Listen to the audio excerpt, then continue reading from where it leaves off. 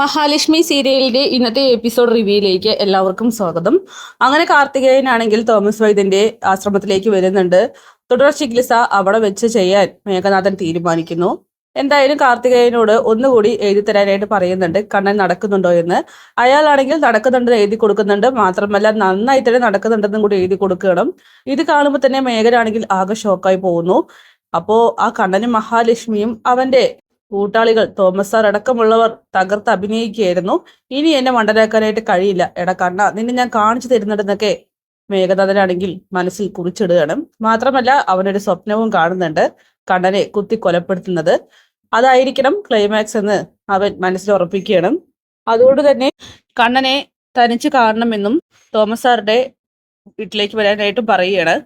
ഇത് കേൾക്കുമ്പോൾ തന്നെ കണ്ണനാണെങ്കിൽ മഹാലക്ഷ്മിയോടും രേഖയോടും അനന്തപുരോടും പറയുന്നുണ്ട്, പേടിക്കേണ്ട, ഞാൻ അവൻ എന്താണ് കേൾക്കാനുള്ളതെന്ന് കേട്ടിട്ട് വരാം, എന്നെ ഒന്നും ചെയ്യത്തില്ലെന്ന് പറയുമ്പോൾ കണ്ണേട്ട സൂക്ഷിച്ചു വേണം, ഒറ്റയ്ക്കാണ് പോകുന്നത്, ഒരു റൂമിൽ നിങ്ങൾ രണ്ടുപേരും തരിച്ച് അവന് രണ്ടും കൽപ്പിച്ചുകൊണ്ടായിരിക്കും, ഇനിയിപ്പോ സത്യങ്ങൾ അറിഞ്ഞിട്ടായിരിക്കുമോ വിളിക്കുന്നത് എന്നൊക്കെ മഹാലക്ഷ്മി ചോദിക്കുമ്പോൾ എങ്ങനെയാണെങ്കിലും ഇപ്പൊ എനിക്ക് ഒരാളെയൊക്കെ തടുത്തു നിർത്താനുള്ള ആരോഗ്യമുണ്ട്, അതുകൊണ്ട് പേടിക്കേണ്ടടോ, എന്താന്ന് വെച്ചാൽ അറിഞ്ഞിട്ട് വരാമെന്ന് പറഞ്ഞ് കണ്ണനാണെങ്കിൽ മേഘനാഥന്റെ അടുത്തേക്ക് പോവുകയാണ്. അങ്ങനെ മേഘനാവട്ടെ പലതും പ്ലാൻ ചെയ്തുകൊണ്ട് തന്നെയാണ് നിൽക്കുന്നത്. കണ്ണനാവട്ടെ ഡ്രൈവറുമായിട്ടാണ് ആ ഒരു ആശ്രമത്തിലേക്ക് എത്തുന്നത്. സാഗർ ആണെങ്കിൽ കണ്ണനെ കാണുന്നുണ്ട്. അവൻ പേപ്പർ വായിച്ചു നിൽക്കുമ്പോഴാണ് കണ്ണന്റെ കാറ് വരുന്നത്. എന്താ സാറേ, എന്താ ഇവിടെ? അത് മേഘനെ അത്യാവശ്യമായിട്ട് കാണണമെന്ന് പറഞ്ഞു. സാറേ സൂക്ഷിക്കണം. എന്താ സാഗർ, എന്താ പ്രശ്നം? അത് കാർത്തികേയൻ അവൻ ഇവിടെ വന്നിട്ടുണ്ട്. എനിക്ക് തോന്നുന്നത് അവൻ എന്തൊക്കെയോ സത്യങ്ങൾ മേഘനാഥനോട് പറഞ്ഞിട്ടുണ്ട്. അതുകൊണ്ട് തന്നെ കരുതലോടുകൂടി വേണം മുന്നോട്ട് പോകാനായിട്ട്. റൂമിൽ സാർ ഒറ്റയ്ക്ക് പോകുന്നത് സേഫ് അല്ല എന്നൊക്കെ പറയുമ്പോൾ സാരല്ല, ഇവിടെ സേഫ് തന്നെയാണ്, ഞാൻ പോയിക്കോളാം എന്ന് പറഞ്ഞുകൊണ്ട് കണ്ണനാണെങ്കിൽ ചെറിയൊരു ഉള്ളിൽ രണ്ടും കൽപ്പിച്ചുകൊണ്ട് അകത്തേക്ക് കയറി പോവുകയാണ്. മേഘനാണെങ്കിൽ അഭിനയിക്കുന്നുണ്ട്. അതായത് കണ്ണ നീ എത്തിയോ? തോമസ് സാറ് ഇതിനെ കുറിച്ച് ചോദിച്ചപ്പോൾ പറഞ്ഞിരുന്നു, നിനക്ക് ഈ ജന്മം നടക്കാൻ കഴിയില്ല എന്ന്. വലിയ കഷ്ടമായി പോയി. എല്ലാവർക്കും സാറിന് ചികിത്സ കൊണ്ട് മെച്ചമുണ്ട്. എന്തിനേറെ പറയുന്നു, എന്റെ അച്ഛന് പോലും പെട്ടെന്ന് നടക്കാനായിട്ട് കഴിഞ്ഞു. എന്നിട്ടും നിനക്ക് എന്താടാ ഇതുവരെയും ഒരു മാറ്റം ഉണ്ടാവുന്നത്? അത് പിന്നെ എന്റെ രണ്ടു കാലം ചലിച്ചു തുടങ്ങിയില്ലേ, അത് തന്നെ വലിയ മാറ്റമല്ലേ? അങ്ങനെയല്ലല്ലോ, മഹാലക്ഷ്മി നിന്നെ നോക്കിയത് അത്രയ്ക്ക് നന്നായിട്ട് തന്നെയായിരുന്നു. കാര്യം എന്തൊക്കെ പറഞ്ഞാലും അവൾ നിന്റെ കൂടെ നിന്ന് നിനക്ക് വേണ്ട രീതിക്ക് മരുന്നും മറ്റൊക്കെ എടുത്തു തന്നിരുന്നു. അങ്ങനെയുള്ളപ്പോൾ നീ നടക്കേണ്ട സമയം കഴിഞ്ഞെന്ന് പറയുമ്പോ നീ എന്താടാ ഇപ്പൊ ഇങ്ങനെയൊക്കെ സംസാരിക്കുന്നത്? ഒന്നുമില്ല. എന്തായാലും എനിക്ക് നിന്നോട് കുറച്ച് കാര്യങ്ങൾ സംസാരിക്കാനുണ്ട്. ഒരു കാര്യം ചെയ്യാം, നമുക്ക് പുറത്ത് ഒഴിഞ്ഞെവിടെയെങ്കിലും പോയി നിന്ന് സംസാരിക്കാം. അതെന്താ ഇവിടെ നിന്ന് സംസാരിച്ചാ? അത് വേണ്ടടാ, എനിക്ക് കുറേയേറെ കാര്യങ്ങൾ നിന്നോട് സംസാരിക്കാനുണ്ട്, അതാണെന്ന് പറഞ്ഞു മേഘനാഥനാണെങ്കിൽ പോകാമെന്ന് ചോദിക്കണം. അങ്ങനെ കണ്ണനും രണ്ടും കൽപ്പിച്ച് ശരിയെന്ന് പറയുന്നുണ്ട്. സാഗർ പറഞ്ഞ കാര്യം കണ്ണൻ ഓർക്കുകയാണ്. അതായത് കാർത്തികേയൻ ഇവിടെ വന്നിട്ടുണ്ടെന്നും അതുപോലെ തന്നെ അവന്റെ ആരോഗ്യനില കുറച്ച് മെച്ചപ്പെട്ടെന്നും അതുകൊണ്ട് തന്നെ ഉറപ്പായിട്ടും മേഘനാഥൻ സത്യങ്ങൾ അറിയാനാണ് ചാൻസ് എന്ന് കണ്ണൻ മുൻകൂട്ടി തീരുമാനിക്കുന്നുണ്ട്, അല്ലെങ്കിൽ വിശ്വസിക്കുന്നുണ്ട്. പിന്നീട് മേഘനാണെങ്കിൽ കണ്ണനെയും കൂട്ടിയിട്ട് സാഗറിന്റെ മുന്നിലൂടെ ഒരു പുച്ഛത്തോട് കൂടിയിട്ട് ചിരിയും പാസ്സാക്കിയിട്ട് പോവുകയാണ്. സാഗർ ആണെങ്കിൽ ആകെ പേടിക്കുന്നുണ്ട്. അവൻ കണ്ണനും മേഘനും അവിടെ നിന്നും പോയതിനു ശേഷം പെട്ടെന്ന് തന്നെ എന്ത് ചെയ്യണമെന്ന് അറിയാതെ നിൽക്കുകയാണ്. ഈ സമയം കണ്ണന്റെ ഡ്രൈവർ പറയുന്നുണ്ട്, അയാൾ ഡേഞ്ചറാണ് സാറേ, കണ്ണൻ സാറ് ഇപ്പൊ നടക്കാൻ പോലും തുടങ്ങിയിട്ടുണ്ട്, അതുകൊണ്ട് തന്നെ നമുക്ക് എത്രയും പെട്ടെന്ന് അറിയിക്കേണ്ടവരെ അറിയിക്കണം, അല്ലെങ്കിൽ കണ്ണൻ സാറിന്റെ ജീവന് തന്നെ ആപത്താണെന്നൊക്കെ പറയുമ്പോൾ സാഗർ മറ്റൊന്നും ചിന്തിക്കുന്നില്ല. പെട്ടെന്ന് മഞ്ജുവിനെ വിളിച്ച് കാര്യം പറയുകയാണ്.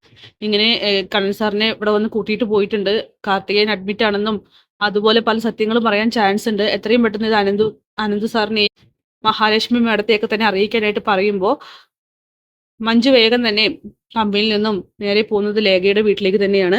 അവിടെ എത്തിയിട്ട് ലേഖയോടും അനന്തുവിനോടും മഹാലക്ഷ്മിയോടുമായിട്ട് എല്ലാ കാര്യങ്ങളും തുറന്നു പറയുന്നു. മഹിയാണെങ്കിൽ ആകെ ടെൻഷൻ അടിക്കുന്നുണ്ട്. എടുത്തിയെ ടെൻഷനാക്കാൻ വേണ്ടി പറയുന്നതല്ല, പക്ഷേ കണ്ണേട്ടനെ നമുക്ക് രക്ഷിക്കണം, അവൻ എന്തും ചെയ്യാൻ മടിക്കാത്ത കൂട്ടത്തിലാണ്. കഴിഞ്ഞ തവണ ഞാൻ അവനെ കാണാൻ ചെന്നിരുന്നു, സാഗരേട്ടന് നേരെ അവന്റെ കൈക്കരുത്ത് കാണിക്കാനായിട്ട് പോയി, അവസാനമായിട്ട് ഞാൻ ഭീഷണിപ്പെടുത്തിയിട്ടാണ് വന്നത്.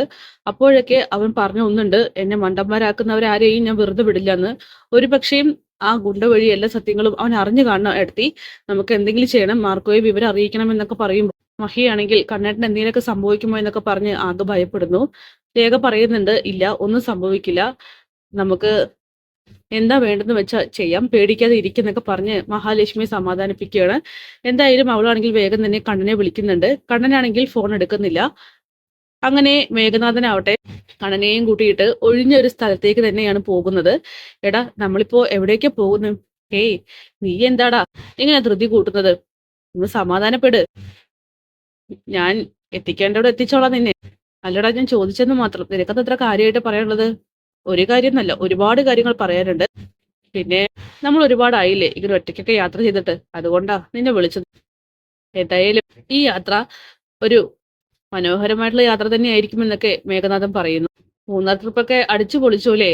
എന്നാലും ആ ട്രിപ്പിന് ശേഷമാണല്ലോടാ മഹാലക്ഷ്മി നീയും പിരിഞ്ഞു പോയത്.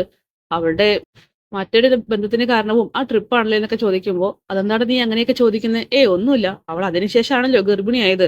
ആ, എന്തായാലും നമുക്ക് അതിനെക്കുറിച്ചൊക്കെ ഡീറ്റെയിൽഡ് ആയിട്ട് സംസാരിക്കാം എന്ന് പറഞ്ഞുകൊണ്ട് മേഘനാഥനാണെങ്കിൽ ആരുമില്ലാത്ത ഒരു സ്ഥലത്ത് കാർ നിർത്തുകയാണ്. എന്നിട്ട് കണ്ണനെ വീൽ ചെയർ എടുക്കാനായിട്ട് പോകുന്നുണ്ട്. അവന്റെ ഒരു വീൽ ചെയർ, അവനെ എന്റെ മുന്നിൽ നാടകം കളിക്കുന്നത് ഇന്നത്തോട് കൂടിയിട്ട് ഞാൻ നിർത്തും എന്ന് പറഞ്ഞുകൊണ്ട് മേഘനാണെങ്കിൽ ആ വീൽ ചെയർ എടുത്ത് കണ്ണനെ താങ്ങി പിടിച്ച് അതിൽ ഇരുത്തുന്നുണ്ട്. കണ്ണനാണെങ്കിൽ ഒട്ടും സംശയം തോന്നാത്ത രീതിക്ക് തന്നെയാണ് മേഘനാഥനോട് പെരുമാറുന്നതും. എന്തായാലും കണ്ണന് ചുറ്റുപാട് നോക്കുമ്പോൾ ആരുമില്ലെന്നുള്ള കാര്യം ഉറപ്പാവുകയാണ്. എന്തോ ഒരു ട്രാപ്പ് മേഘനാഥൻ തനിക്ക് വേണ്ടി ഒരുക്കിയിട്ടുണ്ടെന്നുള്ള കാര്യം കൂടി കണ്ണന് ഉറപ്പിക്കുന്നുണ്ട്. രണ്ടും കൽപ്പിച്ചുകൊണ്ട് തന്നെയാണ് കണ്ണന് നിൽക്കുന്നത്. അപ്പോ കണ്ണൻ നടക്കുന്നു എന്നുള്ള ഒരു സത്യം ഇതോട് കൂടിയിട്ട് മേഘനാഥൻ അറിയാൻ പോവുകയാണ്. മാത്രമല്ല ശത്രുക്കൾ എല്ലാവരും തിരിച്ചറിയാൻ പോകുന്നു.